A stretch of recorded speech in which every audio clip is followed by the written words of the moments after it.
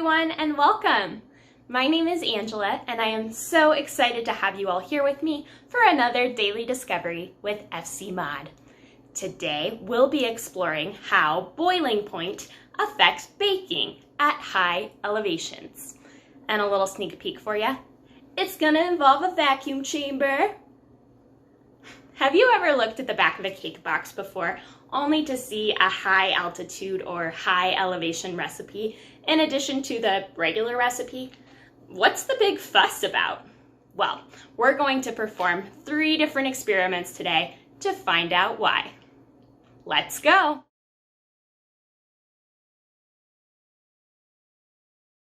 Hi, my name is Lydia and I live in New York City, New York. The elevation here is just 33 feet above sea level, and it looks like the boiling point for water here is just shy of 212 degrees. Hi, my name is Brenna and I live in Atlanta, Georgia. The elevation in Atlanta is 1,050 feet above sea level. Here in Atlanta, water boils at about 210 degrees Fahrenheit. Hi there, my name is Sarah and I live in Woodbury, Minnesota, which is a city close to the Twin Cities, and it's at an elevation of 1,063 feet. Tonight, I'm going to test the temperature of boiling water here and let you know what it is. Oh, can you hear that boiling? Okay, I got my nifty thermometer. It's going up. Okay, it boils at 210 degrees Fahrenheit. Passing it on. Hey everyone, we're back in Fort Collins, Colorado, where the elevation is 5,003 feet.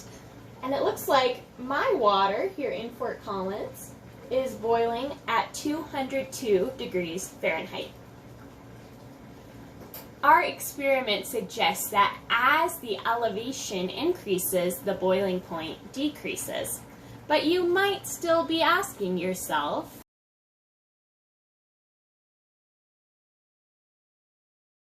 great question! If you've ever taken a trip to the mountains before, you know that the air starts to get thinner the higher up in elevation you go, which makes it harder to breathe. The air is so much thinner because Earth's gravity pulls air molecules down as close to the Earth's surface as possible. When there are fewer air molecules floating around, it results in less air pressure. But what is air pressure? Well, basically, even though you can't see those air molecules, they have weight, and they're constantly scurrying around and pressing against everything that they touch. There is less air pressure at higher elevations because there are fewer air molecules scurrying around to exert that pressure. Although I should note that weather comes into play when it comes to air pressure as well.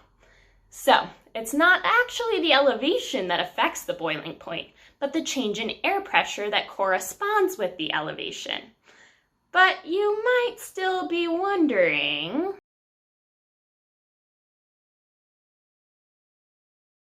never fear, we're going to get to the why in our next 2 experiments in the vacuum chamber. Oh yeah. But first, we need to understand what a vacuum chamber does. A vacuum chamber is an enclosed space in which air and other gases have been removed by a vacuum pump. It's not possible to achieve a perfect vacuum. That is, to remove every single air molecule. But a good vacuum pump can achieve a very, very low pressure environment. In our next 2 experiments, I'll place a glass of water and then a raw egg in the vacuum chamber to better understand how exactly air pressure affects boiling point.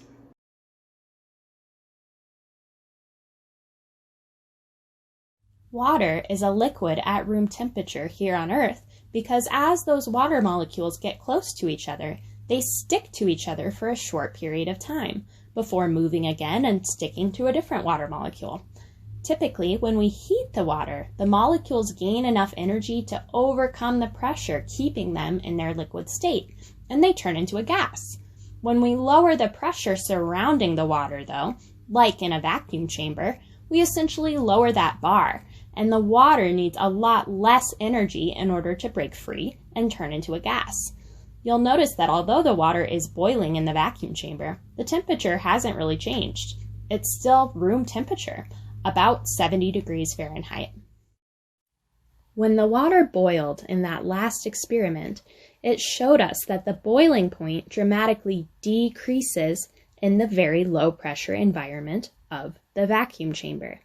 However, just because something is boiling doesn't mean it's cooking.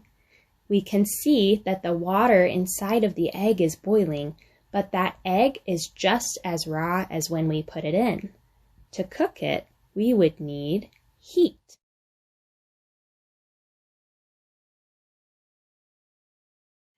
Baking usually involves putting together a lot of different ingredients, many of which are liquids. Those liquids have boiling points, which is also their maximum internal temperature. At high elevation, the boiling point is lower due to the lower air pressure, which we've learned about today. And those liquids just can't get as hot as they would at a lower elevation environment before they just boil away.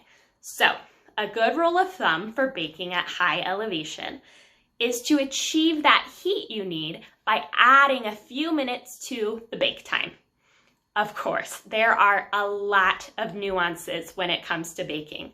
For example, whether your creation is high moisture like a cake or low moisture like cookies. So be sure to consult that high elevation recipe in order to tweak the recipe to perfection. Thank you all so much for joining me and Fort Collins Museum of Discovery for today's Daily Discovery. I hope that you enjoyed our time learning together. For more fun and exploration, you can visit the museum's website at FCMoD.org for a new video or activity each day. See you next time.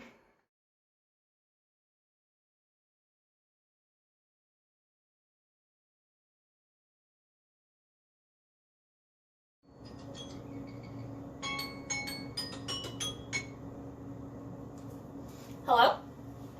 Oh, hey Lydia, how's it going? How's your cake coming along?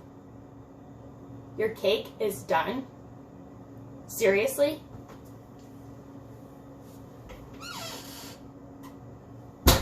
Mine still has a long time to go.